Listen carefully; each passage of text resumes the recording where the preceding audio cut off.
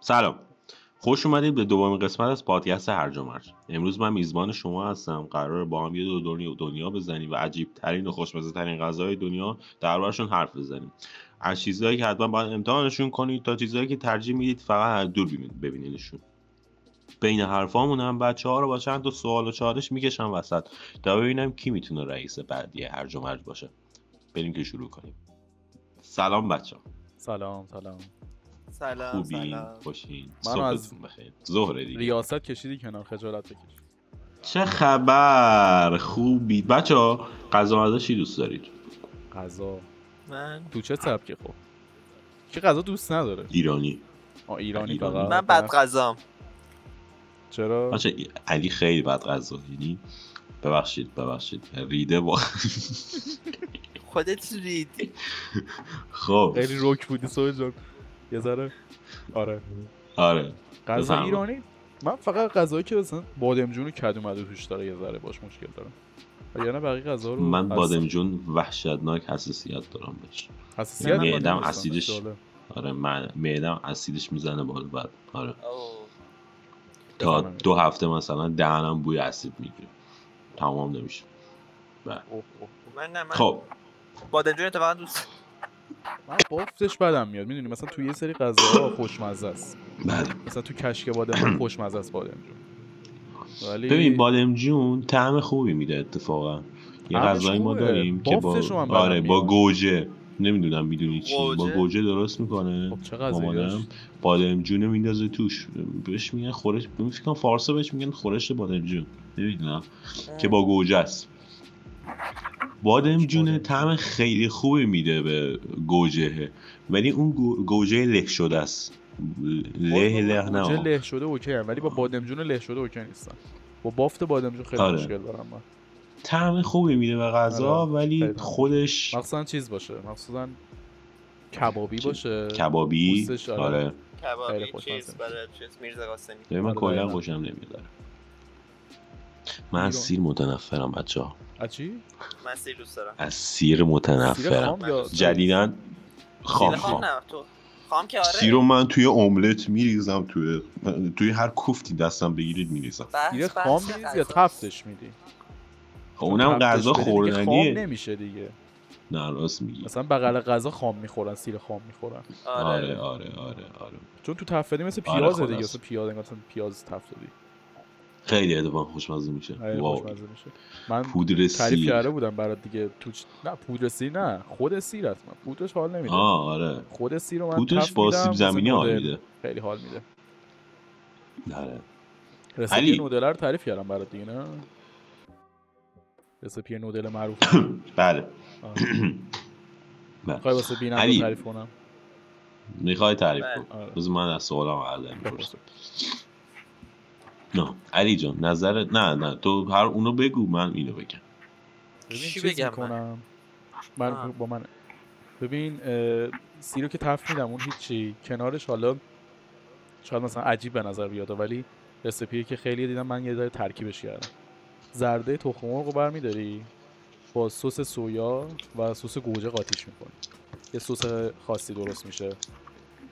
بعد اون سس رو بعد از که سی رو تفت دادی، نودلم که قبلا آبپز کردی نرم شده، اینا رو همه رو میریزی با هم دیگه با شیر. ببین واقعا خوشمزه میشه. یه بار باید تست کنی. بچه‌ها من به عمرم تا حالا نودل نخوردم.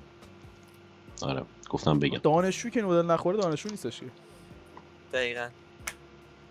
درست بله منطقی نبود ولی خب کاملا منطقی بود ولی خب برای تو منطقی نبود ولی علی جان نظرت راجع به سیب زمینی چیه؟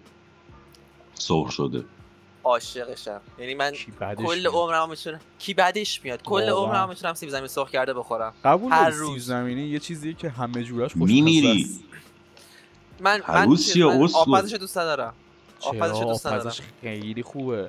نمک بزنی، سس بزنی. آبپزش من یه چیزی دیدم تو اینترنت، چی بهش میگم، آبپزشو باز میکنن همون توی خودش پنیر و نمک و ممک و میزنن قاطی میکنن. آره قاطی میکنن همون تو. کبابیه. آره کبابی. من تو ایران ندیدم راستش، اینو شاید حتما ندیدم که روش گوشت گنده و سیب زمینی و همه چی میذارن، یه لقمه گنده میدن بهت که تو اون توشو با قاشق باید بخوری. آره ببین سیب زمینی ها پس از سیب زمینیه، سیب زمینی سرخ کردنی هم سیب زمینیه، ولی این کجا آن کجا. دقیقه خیلی فرق میکنن ولی ببین تو آره اون روزی ایلیا داشتم بگو اون روزی داشتم تو اینترنت میدیدم خود تخم مرغ 9 تا 10 تا 11 تا روش مختلف واسه درست شدنش داره. همش هم طعمش متفاوته. اسمم دارن همشون، میدونستی؟ همشون اسم. آره اسمم دارم. آره خیلی باحاله حتی. همشون اسم دارن. بعد مثلا آره خلاصه خیلی یه سریشون هم خیلی سخته. مثلا یه مدلش هست آره که زمان و چیزو باید حواست باشه که اون آره، ولی یه مدلش هستش که هم میزنن تون معمولا با چاپستیک درست میکنن، نمیدونم چرا. بعد تون همش میزنن این بیرونش میپزه، لایه میشه یه جورایی. آره توش کامل نمیپزه. خب توش نمیپزه. یه حالت ژاپن درستش کرده. آره یه حالت شلی داره. بعد میزننش رو برنجه بازش میکنن وسط. بعد این وا میشه مثلا کاریه یه جورایی فکر کنم. بچه‌ها بخوایم عملی بهتون نشون بدم، عملی بخوام بهتون نشون بدم یعنی که پنکیکو ولی تخم مرغه، وسطش نرمه، بالاشو یه برش ریز میدن باز میشه. آره خلاصه. خب بچه‌ها من یه سری سوال گفتم بذاریم بپرس. آره خواستم بگم فسیلانی همه جاش خوشمزه است همین. همین خواستم. آره واقعا. بچه‌ها حالا من خواستم یه سری سوال بپرسم. که با توجه سوال شما دوباره این اپیزود قبلی سرعتیه؟ نه 4 گزینه ایه.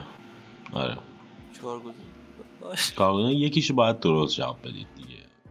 سوال اول، کدوم کشور پیتزا رو به شکلی که امروزی خب میشناسیمش معرفیش کرد؟ یعنی کدوم کشور میتونه باشه؟ ایتالیا، یونان، ایتالیا نیست. آمریکا. نه آره 3 تا ببخشید بچه‌ها 3 گزینه ایه. خب میگفتی تموم شد، ما منتظر گزینه 4. آره بفرمایید. خب بفرمایید. یعنی کدوم کشور میتونه باشه؟ خب بگو. ایتالیا. علی جواب درست داد. آفرین. علی 1. چطوری؟ علی 2. علی دنده به دنده. علی اون حسن نبود؟ علی حالا شد علی. بله. خب بچه‌ها سوال 2. کدوم غذای ایرانی تو فهرست میراث فرهنگی سوال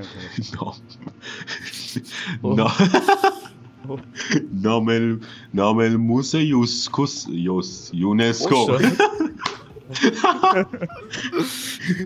یونسکو ثبت شده؟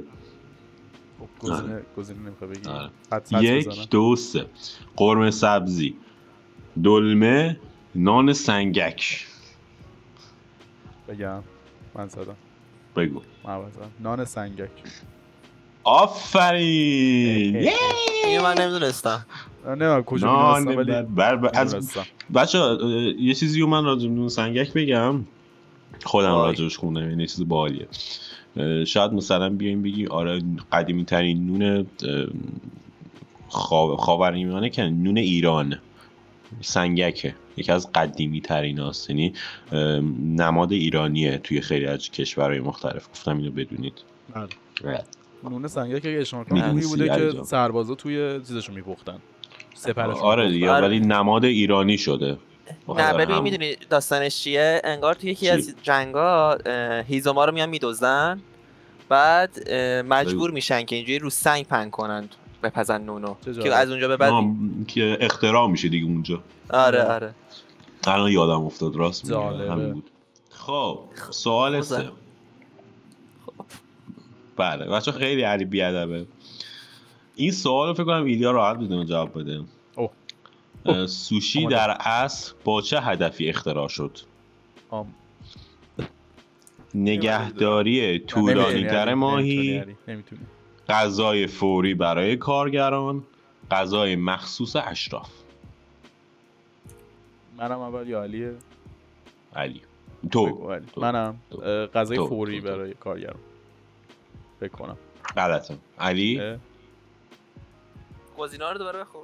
نمیشه. نه نه نه نه نه نه نه نه. نه نمیشه. دیگه کلا اگه نگهداری بازم اشتباهه. گزینه غلطه. سه نه درست گفت. بابا خب سوشی چجوری میتونه نگهداری بیشتری داشته طولانی باشه؟ تر ماهی. نمیپره. برنج ترش باعث حفظ ماهی میشه. هفته با هفته واسه شفته. برنج ترش به خاطر اینکه برنج ترش باعث حفظ ماهی میشه. باور کن که چت جی پی تی سرمون کلا گذاشته. آره بچه‌ها علی میگم. بچه‌ها من علی و ایلیا رو همیشه قاطی میکنم. بله. ایلیا خیلی اصرار بر این موضوع داره که منو ببره سوشی بهم بکنه. من معتقدم آدم باید همه غذاها رو یه بار حداقل امتحان کنه که ببینه خوشش میاد. آره ولی سوشی آقا اونم غذای دیگه. سوشی البته خب ببین برای من خوبه ولی خب ایلیا انگار گفته لقمه‌اش خیلی کوچوله ولی مثلا لقمه بزرگ من راحت میتونم بخورم ولی آره چه ربطی داشت برای من خوبه؟ من نفهمیدم الان. چون یهویی باید بکنی تو دهنت. خب آره دیگه کوچیکه دیگه یهو میکنی دهنت میخوری دیگه. نمیفهمم دارک داره میشه موضوع. خب آقا واقعا باید سوشی رو تست کنید. هم بیننده‌ها دارن میبینن واقعا. ببینید اینکه میگن حالا شاید هم ذائقه‌ای باشه. من از همون بچگی ماهی دوست داشتم. پول جمع میکنیم با هم یه دوربینی میخریم برای پادکستمون که دوربین میخریم ولاگی بگیریم. دوربین بله آره دیگه. ها حالا دوربین نه گوشی وقتی وجود داره دیگه دوربین. آره. بچه‌ها میتونن شاتاری و فالو داشته باشن. آره اونجا شاید ولاگ ویدیو میگیریم. حالا شاید مثلا چند ماه دیگه ایشالله رسیدیم اون چیزی که می‌خواستیم موقع. بله. آره داشتم میگفتم که سوشی رو باید حتما امتحان کنید همه. حتی من از همون بچگی ماهی خیلی دوست داشتم. سر همین شاید با سوشی منم واقعا ماهی مشکل ندارم. مثلا ماهی یه سوال ایدیا جون. سوشی که ماهی برشته توش باشه درست هست؟ ماهی رو معمولا پخت نمی‌کنن اصلا تو سوشی. سوشی داریم که ماهی خام نداره. میگو پخته داره. اینطوری خیلی خوبه. میگو سوخاری داره. ولی این خیلی خوب. من دیوونه سوشی اصلش سالمونه. سالمون و ماهی تونه که حالا ما تونه ماهیشو میخوریم. به نظرت از پخته شده امتحان کنم بهتر نیست؟ ببین اصلا همه که میگن اصلا با پخته باید شروع کنیم چون جلبک و اون برنج خیلی متفاوته با طعمایی که ما باش آشناییم. جلبک هم چون طعم خاصی داره. دقیقاً. برنجش هم برنج ژاپنی معمولا. نظر با برنجای ایرانی فرق داره طعمش. آره مثلا اگه واسه شروع بچه‌ها کسی میخوان سوشی بخورن مثلا دراگن رول نه چی بود اسم روله؟ یه دونه چیکن تریاکی داریم که مرغ آره اسمش تریاکی. مرغی که تریاک کشیده. بچه‌ها مرغش تریاک کشیده. مرغ تریاکیه. کشتنش. آره فکر کنم. یه چیکن تریاکیه که عسل میریزن روش شیرینه یه جورایی تند شیرین قاطیه. یه دونه فکر کنم اگه اشتباه نکنم هر جای دنیا عسل روی گوشت ریختن بدونین اون گوشت واقعا خوشمزه است. خیلی خوشمزه است. البته که بین همه سوشی من اون رو از همه کمتر دوست دارم چون خیلی شیرینه حال نمیده خورده. به غذای شیرین من تو عادت کردی. غذای شیرین بدم میاد. آره من غذای شیرین رو نیستم. ولی دیگه خیلی دیگه بخوای دیگه ته سوشی رو بخوری بعد بریم سالمون ماکی بخوری. سالمون ماکی دور و برش جلبک برنج وسطش پر سالمونه. یعنی دیگه ته سوشی اون دیگه. به من واقعا عاشق شدم. بچه‌ها بگو. من با ماهی کلا که من از بچگی ماهی کلا زیاد میون نداشتم. میگو دوست داشتم ولی ماهی رو نه. چون ببین میگو هلند چیزش متفاوته اون طعم و چیزاش. انگار داری گوشت مرغ میخوری. ماهی هم انگار داری گوشت مرغ میخوری. نه سفته گوشتش اصلا با مال ماهی متفاوته.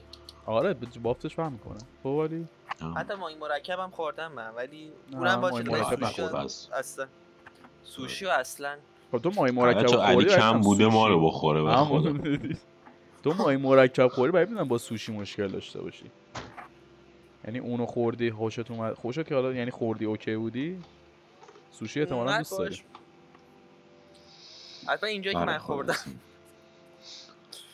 آره خلاصه که سوشی واقعا یه تکمیلی آخه، یعنی میدونی سبزیجات داره، پروتئین داره، کربوهیدرات داره، خیلی تکمیله به نظرم، خیلی غذای سالمه. آدم واقعا سیر نمیشه. سالاد شیرازی هم میشه باهاش خود. باش خود نمیدونم والا. تا حالا سالاد شیرازی کسی ندیدم بخوره با سوشی. ان شاء الله بردم دیگه سالاد شیرازی. یه حالت تندی، یه حالت تو فکر کن من دیروز سالاد شیرازی درست کردم، بعد والا اون سالاد نبود، عکسشو من میذارم.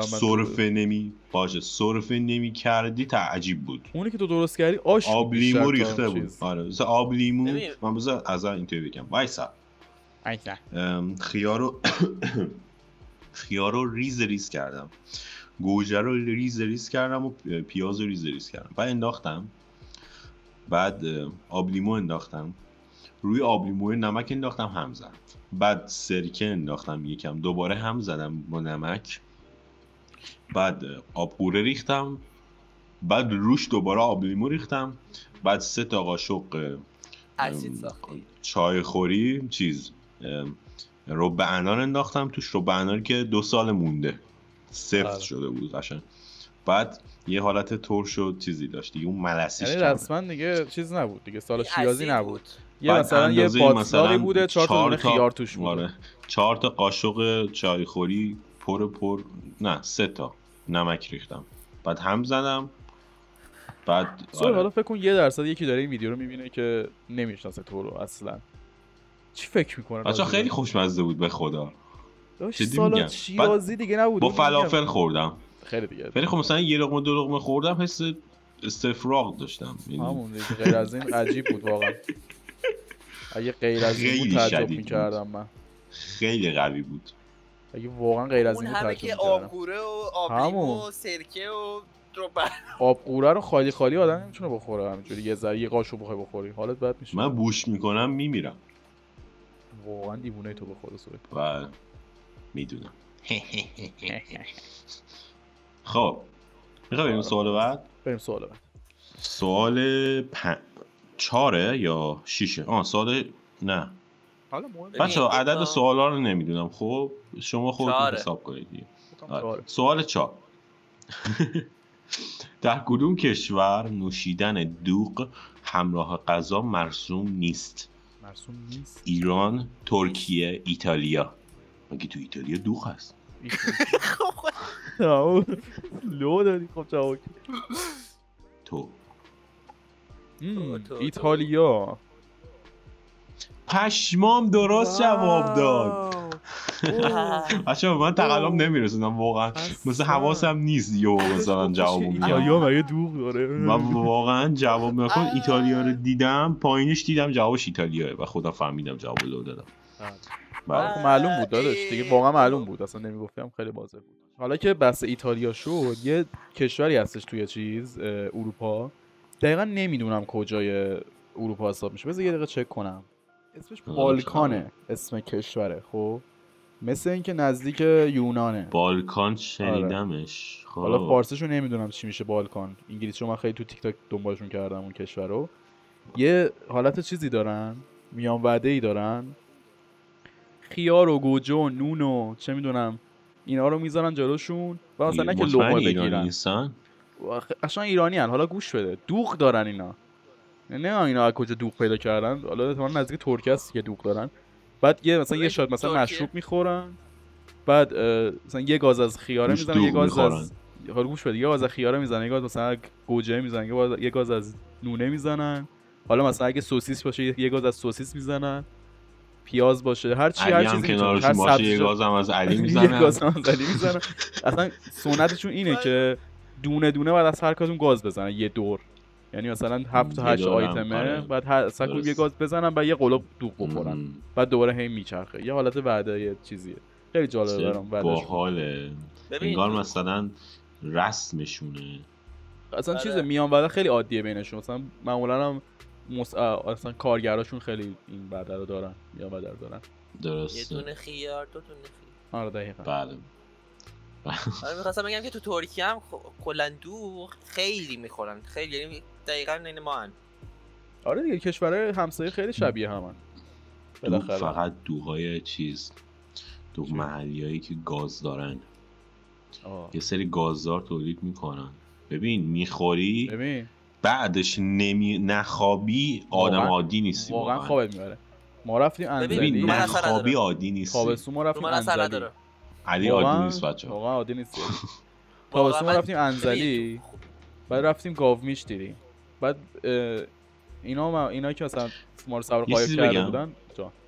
یه چیز بگم علی، یه چیزی هم باید دقت کنی که تو دوغو میخوای بخوری غذا سنگین باید خورده باشی که دوغو ببین، بخوری باشه، بخوابی. هر غذایی من چون اصلا حالت ندارم. دوغ نخوری غذا سنگین بخوری هم بالاخره خوابت میبره، میدونی؟ نخ من معمولا اصلا- غذا سنگین میخوری دوغ میخوری خوابت میبره، ولی حالت عادی بخوری آره منم اینطوری بودم که عادی کم خوردم دوغ خوردم خوابم نبرد. نه بابا من زیادم میخورم، عجیبه. ولی مثلا تو خونمون مثلا همه بیهوش میشن، من علی همینجوری. هوشیاره. آره داشتم میگفتم اینا ما رو که خب. بردن حالا انزلی رفتیم گاو میشیدیم و اینا خب مثلا هدیه میدن به این راننده های قایقشون، آره مثلا شیر و دوغ گاو میش هدیه میدن بهشون همینجوری رایگان، چون مثلا که یارو رو آوردن ما رو آوردن مثلا اونجا ببینیم چیزا رو گاو میشه رو.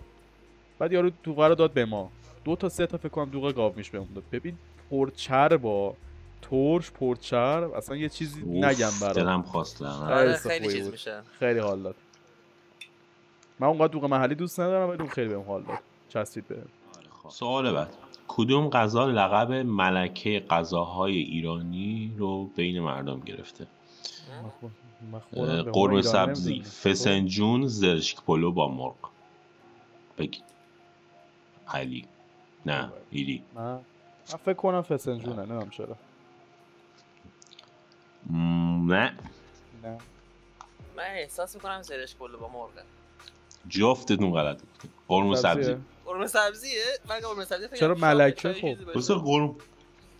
نمیدونم، من آنچنان روی قرمه سبزی چیز نیستم اتفاقا. نه قرمه سبزی.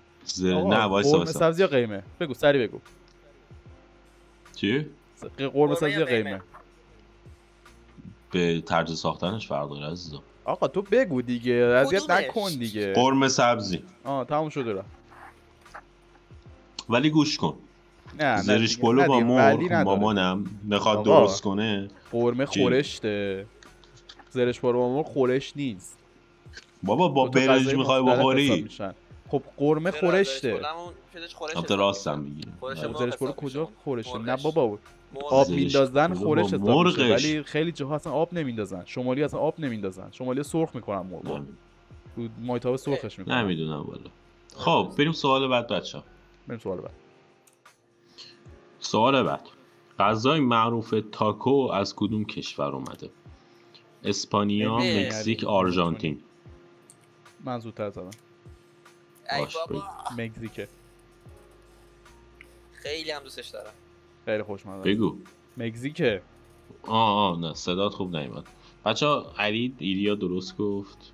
خیلی خوبه. از تاکو بیشتر من بوریتو رو دوست دارم علی. من تاکو ایلیا گوشت وسطش متفاوته. بعضی موقع میتونه ماهی باشه، میتونه مرغ باشه، میتونه گوشت باشه. ولی مثل اینکه اصلش ماهیه، مثل اینکه بعدن مرغ و گوشت. من گوشتشو خوردم. خیلی سنگینه و واقعا خوشمزه است. خیلی خوشمزه. ببین اون سوسی که میذارن کنارش عاشقش میشی. ببین آره خیلی خوشمزه است. ببین غذای مکزیک کلا همشون خوشمزه است. آره تاکو رو قد نیستم ولی بوریتو رو خیلی دوست دارم. سوال بعد، در کدوم شهر ایران اولین بار فست فود مدرن راه افتاد؟ تهران، مشهد، شیراز. حدس شاید فقط بتونم بزنم. بفرما ایلیا. علی. تهران فکر کنم اولین، حتی هنوزم هستش. میتونیم بگین چه دهه‌ای میدونید؟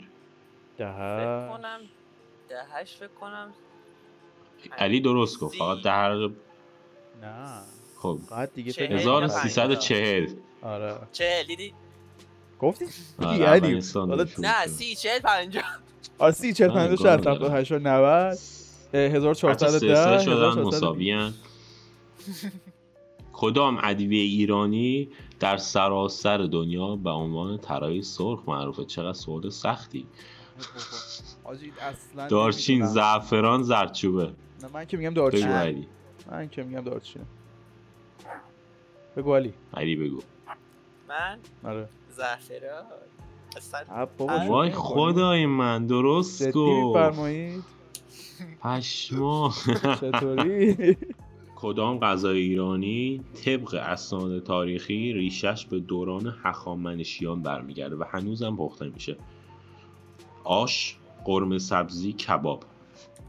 فکر پنج. کنم من چهار. به یه دلیل آش باشه. سه. آره آشه. آفرین درست گفت. من اینو به خاطر کومان میدونم چون آره اینو تو یکی از اپیزوداشون چیز بودن دقیقاً یادمه. آش دقیقاً سده همین بود اگه سوال اشتباه بود. نکنم که آره. خب علی 4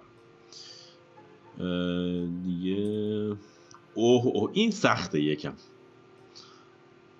اولین پیتزای مدرن دنیا در کدام شهر درست شد؟ یا اول روم، نپال، میلان.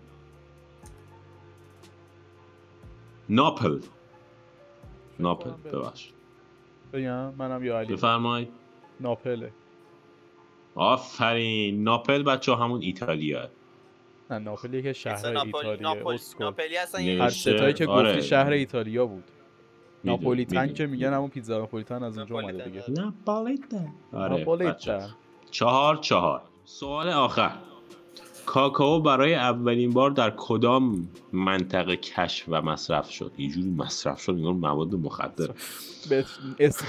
اسیف کنید. بچه آفریقا، آمریکای مرکزی، خاورمیانه. آمریکا. بابا آفرین. ای بابا. بچه علی همه جوابا رو میدونه. پشما. آره بچه با هم تکرار کنید. خاک تو سرت ایلیا. خاک تو آقا سرت. یعنی چرا کردم؟ ریاستو که از من میگیری به هم که به من که میگی خاک تو سرت دیگه چی؟ فردا میخوای چرا ایت هم که بگیرم؟ میندازیم سر اون. همون آره ایتا رو من میزنم. بچه من دارم یاد میگیرم. سعی میکنم این نخون که بنده خدا فشار روش نباشه. خب بچه ها رئیس بعدیمون علی شد. بعدیمون تا درودی دیگر بدرود. بدرود. بله.